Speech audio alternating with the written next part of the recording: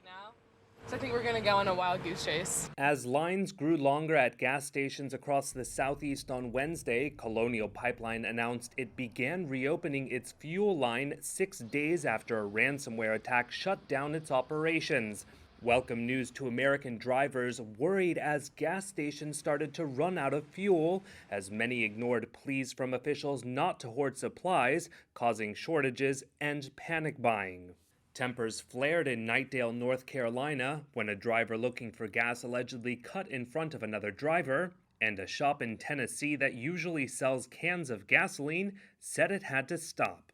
People were coming in and loading, trying to buy, 5 and 10 cans worth of gasoline. They're just hoarding it. And that's the worst thing that can happen. More than 70% of stations in Metro Charlotte and Raleigh, North Carolina, and Pensacola, Florida, were without gasoline on Wednesday, according to tracking firm GasBuddy. EPA Administrator Michael Reagan is pleading with drivers to only get what they need.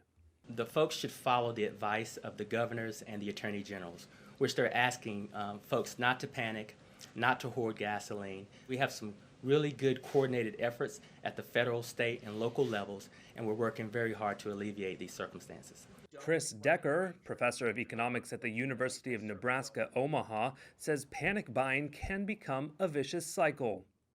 One of the worst things you can do during a lot of news events regarding shortages is engage in panic buying. We saw that last year with things like toilet paper and sanitizer. Well, that will lead to a self-fulfilling prophecy, right? You'll see those stock outages as a consequence of that elevated demand as people try to stockpile. Sources familiar with Colonial's response told Reuters the company does not plan to pay the ransom demanded by the hackers who encrypted its data. Since the pipeline shut down and the panic buying began, the American Automobile Association said the average national gasoline price rose above $3 per gallon, the highest since October 2014.